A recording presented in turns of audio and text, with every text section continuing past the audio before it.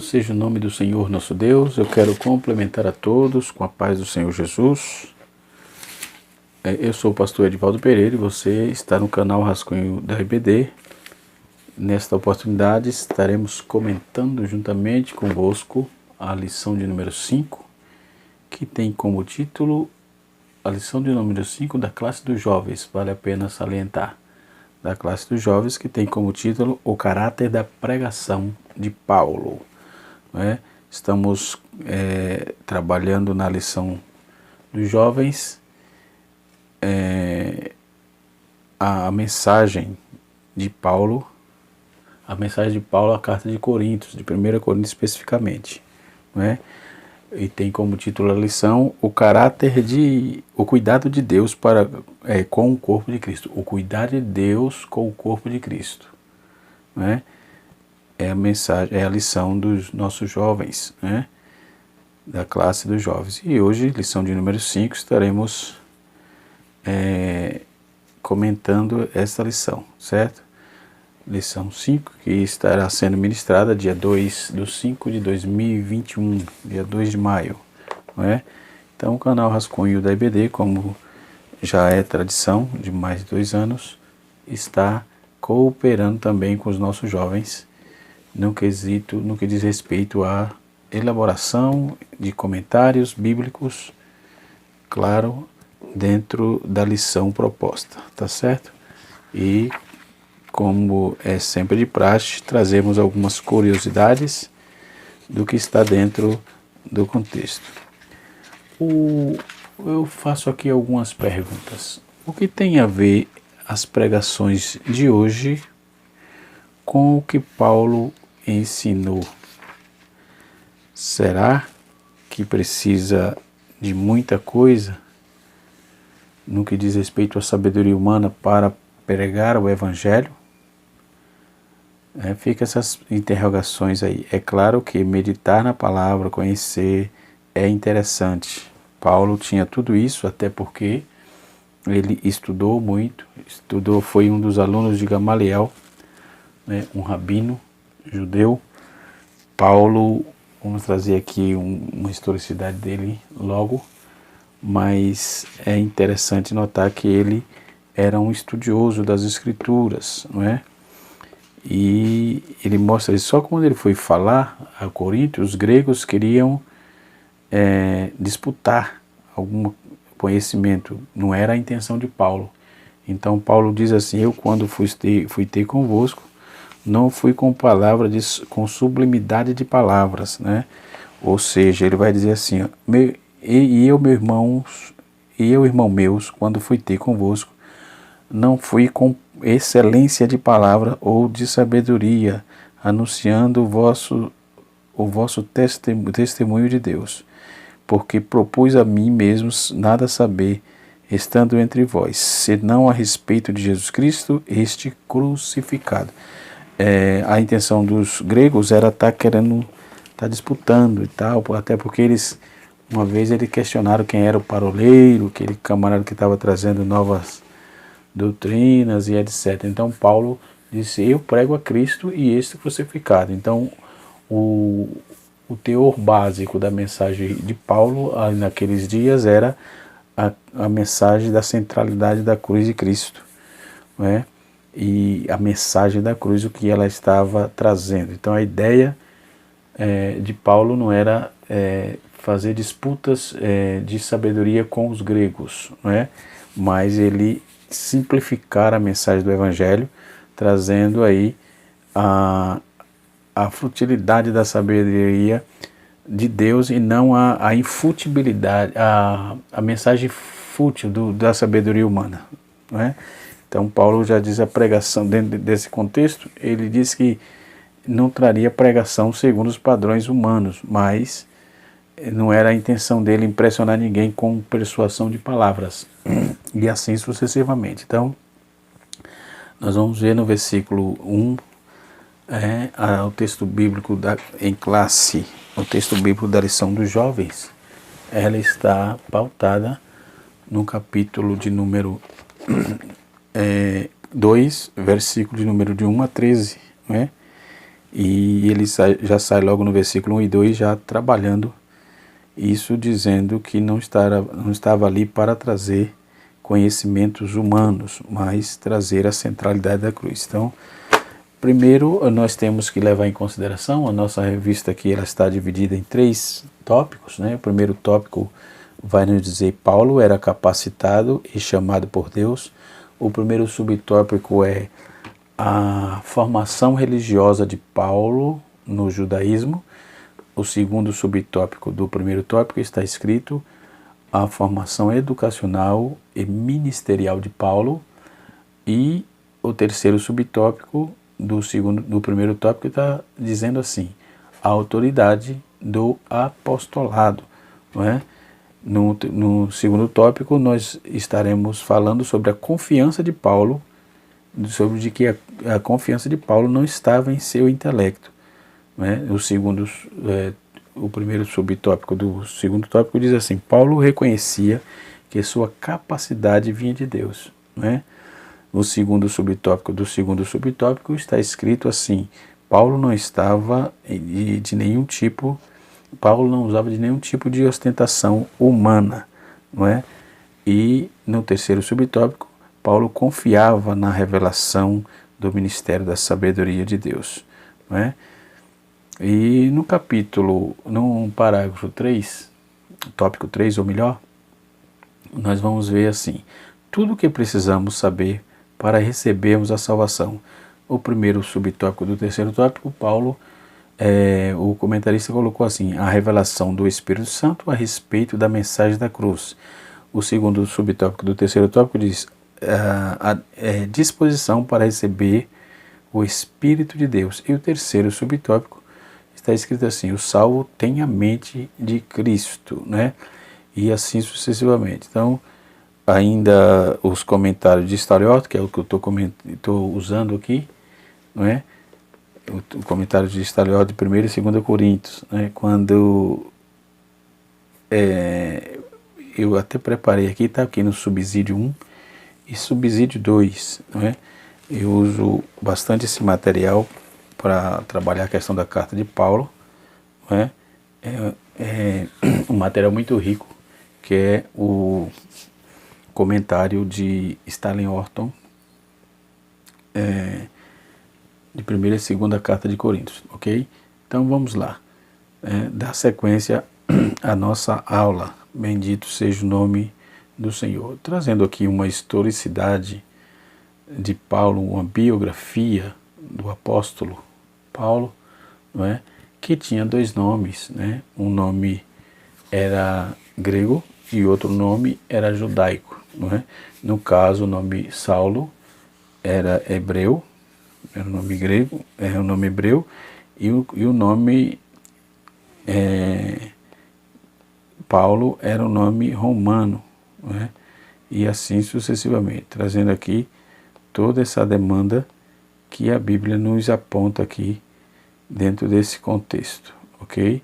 Isso é interessante saber, porque nos leva aí a um aprendizado um pouco mais aguçado. Então, como ele recebeu 2 nomes, o primeiro, Saulo, era hebreu e Paulo era romano, né? Então, Paulo nasceu por volta do ano 5, né? Outros dizem que é o ano 10 da era cristã, né? Ele nasceu em Tarso, na Cilícia, a região hoje Turquia, né? Então, se fosse hoje, Paulo era turco. E ele foi aos 15 anos estudar em Jerusalém, né? E lá estudou com um rabino muito famoso na época, chamado Gamaliel, né?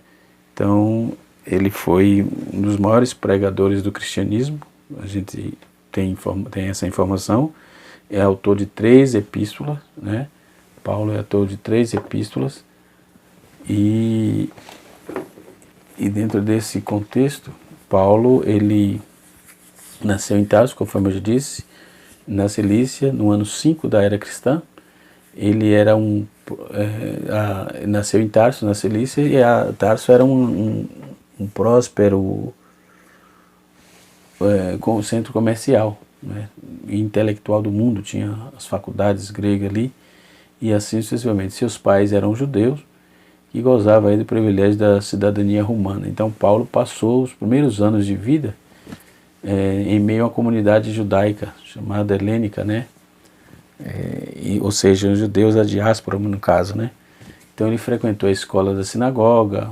Um antigo costume judeu era ensinar as crianças, né, algum trabalho útil. Então Paulo tornou-se aí um tecelão, ou seja, ele passou a fazer tenda, ele trabalhava. E ainda adolescente, alguém disse que tinha aproximadamente 15 anos, né? Há comentários vários que trabalham essa proposta. E também ele foi para Jerusalém, ainda adolescente, onde ali deveria se familiarizar, mas se aprofundar mais sobre a religião e a cultura hebraica, né? E em Jerusalém estudou lá no Templo de Salomão, reedificando e embelezando aí reedificado e embelezado por Herodes na época, o Agripa, que era o governador da Palestina. E durante 5 anos ele foi educado aí como discípulo de Gamaliel, como eu já disse, um rabino influente, de renome, né? Então, além da Bíblia, ele estudou também a lei oral, né? Um conjunto de tradições que regulava todas as atividades. E dentro da crítica textual, principalmente dos teólogos liberais, eles perguntam alguns textos de Paulo, mas como ele disse isso? É só dar uma olhada que ele estudou tanto a Torá, a lei oral também ele estudou. Então essas informações que se tinha de boca a boca, ele tinha essas informações pelo aprendizado. Então não tem nem o que suspeitar do apóstolo Paulo, não é? Vejo várias pessoas tentando desqualificar, mas sem sucesso, absolutamente sem sucesso. Então vamos em frente. Então a nossa lição ela vem pautando a humildade do apóstolo e trazendo o caráter da mensagem dele. Era humilde, simples, mas tinha objetivo, né? Ele não tinha anel no dedo, não tinha ostentação, não tinha roupa apertada, aquelas calcinhas apertadas, não tinha aquelas malas, não carregava aquelas malas de consertar fogão, né? Não tinha estereótipo, né? E assim sucessivamente, que hoje parece que para ser pregador precisa ter algum estereótipo, ter aquelas roupas estranhas, né? Uns ternos estranhos, e assim sucessivamente. Paulo não tinha nada disso, anel no dedo, não é? E assim sucessivamente. Eu, por misericórdia de Deus, sou mestre em teologia, mas não tenho apreço por anel, só aliança mesmo, ok? Então alguém me pergunta, não precisa de anel. Anel para mim não tem nenhuma ligação, né? Dentro do fator acadêmico, tudo bem, se coloca para prestar algum juramento, para alguma coisa, mas para mim, para meu uso, eu não, enfim, não sou simpatizante, ok? E assim sucessivamente. Então ele foi trabalhando aquela proposta. Saulo preparava aí para ser rabino, dentro da ortodoxia da seita judaica. E no fim, Paulo ele retorna aos trabalhos na sinagoga, a fabricação de tendas junto ao seu pai. E naquela época ocorre grandes eventos ali do cristianismo, desde de 26 daqueles anos. Jesus aí ensinava o evangelho entre 28 e 30, que data-se da morte e da ressurreição. Quando Saulo chega a Jerusalém em 29, os discípulos de Jesus já eram mais de 5.000, né, segundo a historicidade. Então a maior parte dos judeus, inclusive Saulo, não acreditava ainda que ele fosse o Messias. Então tornou-se um perseguidor, temos conhecimento disso, e é bom, nunca é demais reiterar. E essa lição ela veio a calhar, porque nós temos essa lição dos jovens, para não cair na tentação de ostentação, como muitos fazem, aqueles bobos, né?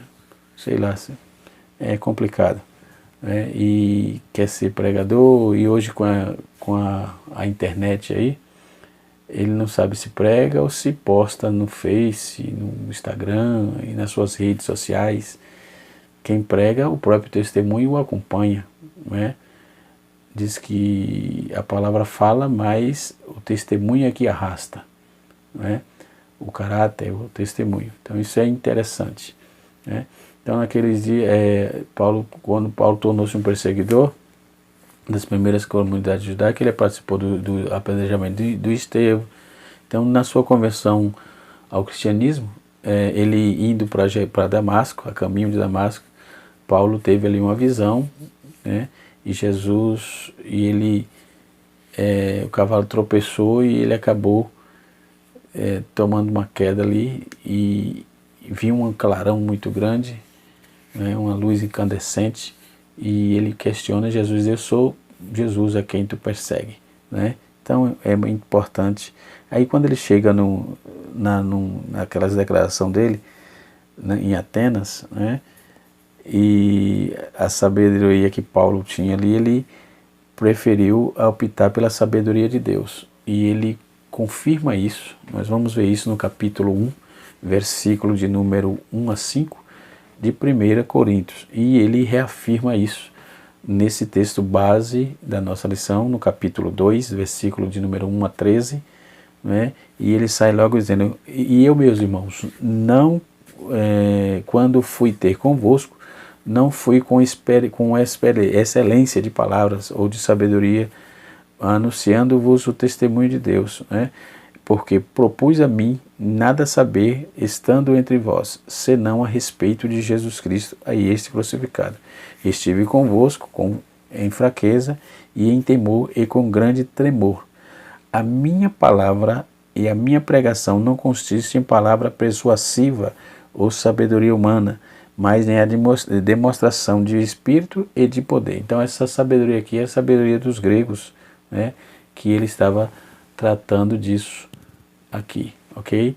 Então Paulo, ele vai trabalhar toda essa proposta, e nós podemos observar que essa intenção, ele disse: a fim de que a vossa fé, versículo de número 5, ele diz assim: a fim de que a vossa fé não fosse fundamentada na sabedoria dos homens, mas no poder de Deus. Então, ali tinha os gregos, né, a sabedoria grega, e também os gnósticos, rodava por ali, não é? Então, dentro desse contexto, Paulo, ele vai trabalhar toda essa proposta. O texto que fala do nascimento dele, nós vamos ver em Atos capítulo 16, verso 37, e Atos 21, verso 39, e Atos 22, verso 25, né?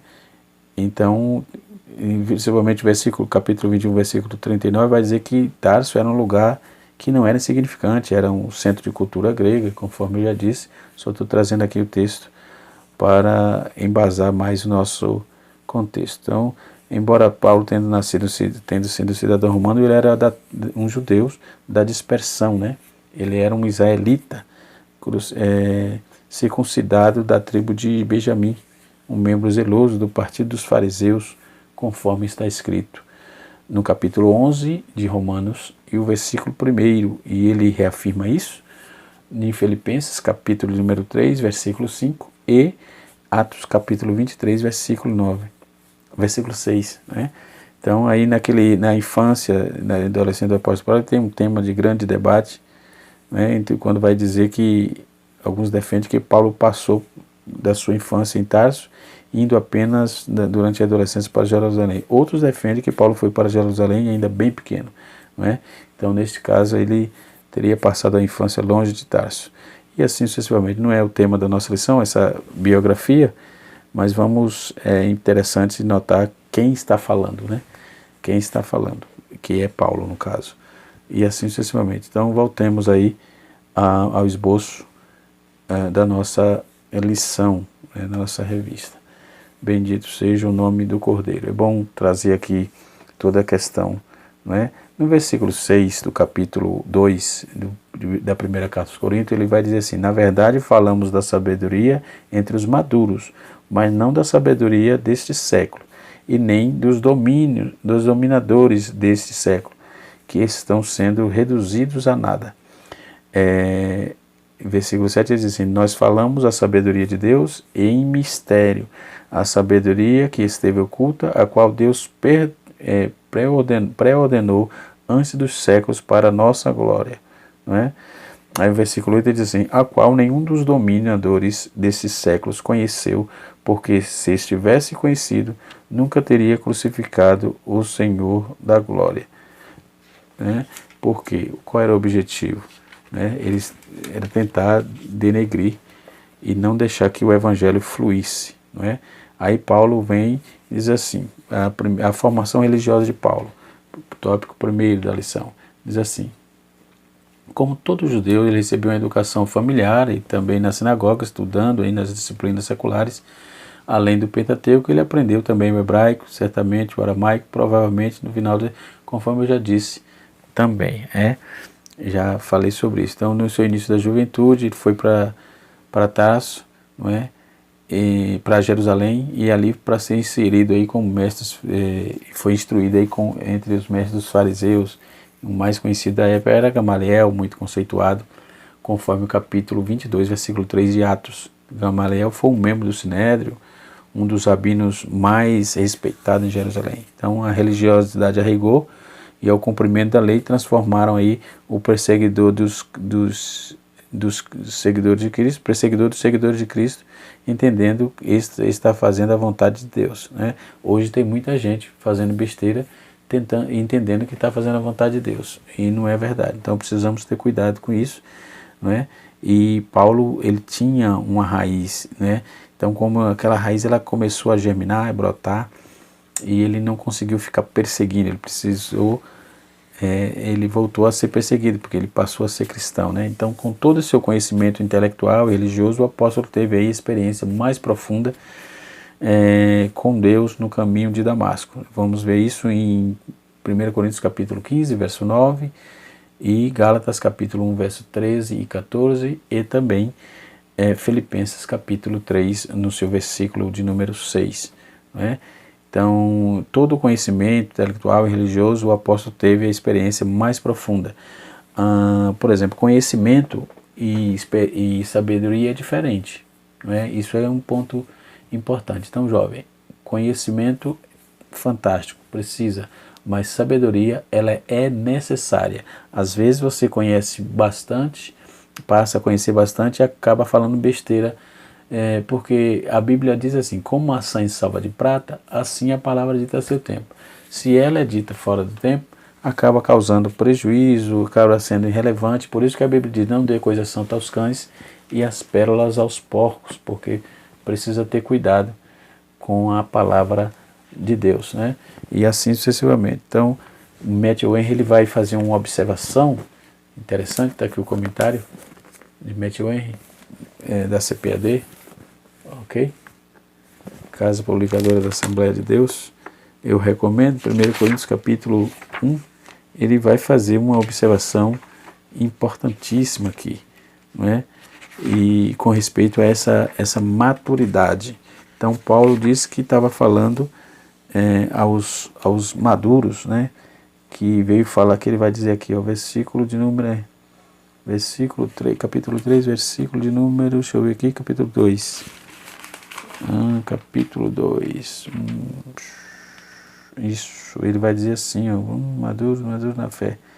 Isso, versículo 6 diz: na verdade falamos da sabedoria entre os maduros, mas não da sabedoria desse século, nem dos dominadores desse século, que estão reduzidos a nada.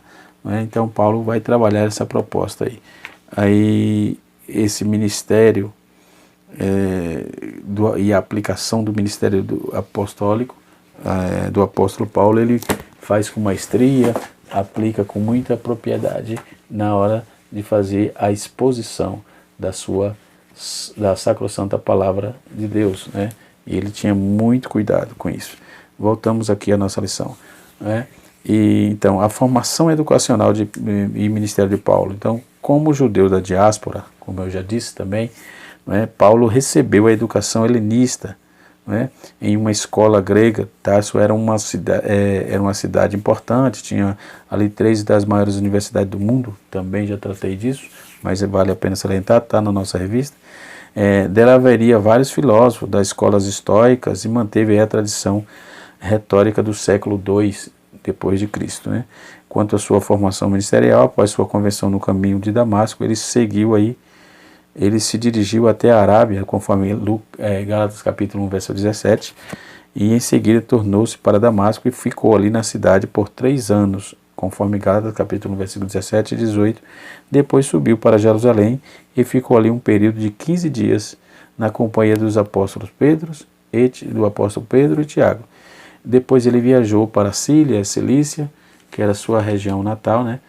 E após esse período aí de preparação foi enviado pela igreja de Jerusalém juntamente com Barnabé para Antioquia, né? Aí começa as viagens missionárias de Paulo. Eu preparei aqui um esboço que vai além do tempo nosso aqui, por isso que eu estou correndo um pouco, mas tem aí toda a historicidade da viagem missionária de Paulo. Posteriormente devo gravar uma outra aula, né, já só falando dessa questão do apóstolo Paulo. Tem um material interessante que eu quero indicar para vocês, a teologia, né, a teologia de Paulo.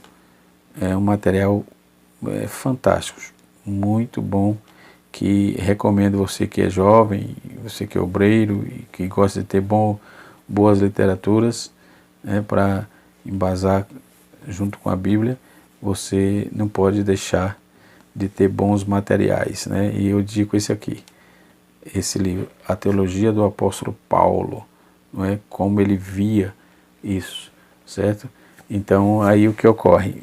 Paulo, dentro dessa demanda toda, ele vai trabalhar essa questão entre os gregos, mas ele pregou a sabedoria de Deus. Ele não trabalhou a questão, não foi naquela discussão que os gregos queriam exatamente. A teologia de Paulo, esse material de Hernan Ridibobris. Fantástico esse material. É bom adquirir, né? Ele é de uma editora presbiteriana, né? É um material de primeira linha para essa questão. Vai trabalhar a questão das obras, das visões de Paulo, da cristologia de Paulo, da apocalíptica de Paulo, enfim. É bom estudar o apóstolo Paulo, né? Porque esse daqui também é um material muito bom de Timóteo Kerrique, muito bom, a apocalíptica de Paulo, um material também excelente para essa temática, né? Além dos comentários da Carta de Coríntios, que nós já falamos. Tem aqui o Matthew Henry, tá vendo? Você pode, Matthew Henry, muito bom. Tem também o Novo Comentário da Bíblia, né? Muito bom. Tem outros comentários aqui, né? Que eu já apresentei na aula dos adultos, de Prebevang, um comentário excelente, mas eu estou usando mais, ele é mais descritivo, né? Eu estou usando mais o comentário da CPAD, esse material aqui, né? Estou usando mais ele para embasar as aulas aqui, tá certo? Você pode, aqui uma série esse aqui, de Stalin Orton, excelente material, aliás, muito bom. E vamos para a nossa aula, voltando aqui, ok? Só para deixar você informado de bons materiais que você precisa ter. Aí, ainda no primeiro tópico, no terceiro subtópico, vai falar da autoridade do apóstolo. Ele escreveu aos Gálatas. Paulo afirmou que seu chamado, exemplo de outros profetas do Antigo Testamento, se deu porque ele ainda estava no ventre de sua mãe, né? Isso não quer dizer que o apóstolo sabia desde o início, né? Mas ele seu chamado seria com os gentios. Ele é considerado como apóstolo dos gentios, né? Então, dentro desse contexto, vamos aí para o segundo tópico. A confiança de Paulo não estava no seu intelecto, não é? Paulo reconhecia que a sua capacidade vinha de Deus. Isso é importante para quem prega, para quem ensina, para quem ministra, né? Você vê sempre alguém dizendo que é conferencista, né? Aí eu pergunto assim para algumas pessoas que eu conheço: conferencista fulano de tal, Mas eu pergunto, conferencista, a palavra diz que você vai conferir conhecimento com pessoas do seu nível ou acima do seu nível ou acima. Então você participa de conferências ensinando para pessoas que sabem igual você ou que tem até nível maior que você, né? Ou você tem o mesmo nível da pessoa, enfim, pessoas que conferem conhecimento, né? E o camarada nunca passou por canto nenhum, né? E assim sucessivamente. Eu prefiro continuar pregando o evangelho na favela, mas se surgir a oportunidade para fazer uma conferência, vamos trabalhar, não tenha dúvida. Mas não pode ficar se esnobando, de jeito nenhum, não é? Então, pregador do evangelho, ser crente já é um privilégio gigantesco que poucos têm. Então, vamos ser crente em Cristo, tá certo? Mas se Deus te chamou para pregar o evangelho, se dedique, busque e será um pregador. Se Deus te chamar para uma conferência, as grandes convenções da nossa CGEDB, dos nossos trabalhos que temos sempre nas Assembleias de Deus, que é da igreja que faço parte desde da minha convenção, né? Que grandes eventos, grandes trabalhos, tudo bem, é de Deus, né? Se não, fique no seu lugar, porque tudo tem o seu tempo, tem a sua hora, e Deus escolheu cada um especificamente, porque cada um tem o seu chamado. Então o apóstolo Paulo adquiriu grande experiência na vida ministerial ao longo de décadas, né? Então ele também aprendeu muito por intermédio de sofrimento, de decepções. Nós vamos ver isso, que Paulo sofreu bastante, né? Então Paulo não usava de nenhum tipo de ostentação humana. Versículo 1 até o versículo 5, nós vamos ver Paulo dizendo isso, do capítulo 2. Então ele continua no mesmo tom fraterno aos leitores, e dizendo, mais uma vez, eu chamo eles de irmãos. Nesse comentário, nessa observação, segundo Stalhort, ele chama os irmãos, o pessoal de irmãos ali, os irmãos da igreja, para informar para eles que todo mundo ali era igual, não é? Era a visão de Paulo. Chamamos-os de irmãos, porque todos nós somos outra coisa, senão irmãos, somos iguais. Eu escuto casos de que pessoas chamam um pastor de irmão fulano. Não, irmão não, pastor. Peraí, irmão. Primeiro você tem o seu nome, não é? E assim sucessivamente. Tem várias pessoas que me conhecem, que foram praticamente criadas na igreja conosco, que me chamam só pelo meu nome, está tudo bem, não vejo problema nenhum, não é? E assim sucessivamente. Embora meus filhos, minha esposa, quando estamos na igreja, eles me chamam de pastor, não é? Porque eu estou no meu ofício, não é? Mas quando não chamam, não vejo problema nenhum, ok? Porque o respeito vai além da nomenclatura. E vamos para frente. Então, o apóstolo Paulo, ele confiava na relação do seu ministério com Deus, na revelação do seu ministério, do mistério, aliás, da sabedoria de Deus. Ele confiava. Então, a cultura grega era influente naquela igreja. Então, para os gregos, buscar pela sabedoria somente era possível em muita investigação, averiguação, questionamento a respeito da verdade. Algo que não era para qualquer um, mas sim para a elite da sociedade helênica. E Paulo quebrou isso. Paulo conhecia bem a cultura grega, mas depois de sua conversão, ele se converteu a Jesus Cristo, ele descobriu que onde está a fonte da verdadeira sabedoria, então ele preferiu beber direto da fonte e não de sabedoria humana, né? O terceiro tópico, para finalizar, Paulo, tudo o que precisamos para recebermos a salvação. Primeiro, a revelação do Espírito Santo, que é a mensagem da cruz. Isso ele vai tratar no versículo 10 e 11, quando vai dizer assim, deixa eu ler o texto aqui, do capítulo 2, 10 e 11, porque Deus não nos revelou pelo Espírito, porque Deus nos a revelou pelo seu Espírito, porque o Espírito esquadrinha todas as coisas, e até mesmo as profundezas de Deus. Versículo de número 11. Porque qual é o homem que entende as coisas do homem, senão o Espírito do homem que está nele? Assim também ninguém conhece as coisas de Deus, senão o Espírito de Deus. Então, homem entende coisas de homens. Quem quer entender as coisas de Deus precisa ser pelo Espírito. Caso contrário, não existe como, né? Depois Paulo vai falar sobre a disposição de receber o Espírito de Deus. Versículo 12 e 13, ele vai dizer, ora, nós não temos recebido o Espírito do mundo, mas sim o Espírito que procede de Deus, a fim de que conheçamos os dons que nos foram concedidos gratuitamente. Versículo 13 finaliza, das quais também falamos, não com palavras ensinadas pela sabedoria humana, mas com as ensinadas pelo Espírito, comparando a realidade espirituais com termos espirituais. Então Paulo trabalha bem essa proposta, apontando aí que não precisa ostentar, não precisa trazer, precisa ter conhecimento do seu chamado, ter convicção, precisa ter a sua coerência, saber o que você pode dizer, saber o que você pode falar, não é, repetir como um papagaio coisas dos outros. A Bíblia é uma fonte inesgotável de sermão, de mensagem. Você ora a Deus e Deus prepara uma mensagem, né? E a Bíblia, ela não tem como você exaurir tudo, vai viver 100 anos se for o caso, não consegue exaurir todo o contexto da Bíblia, tá certo?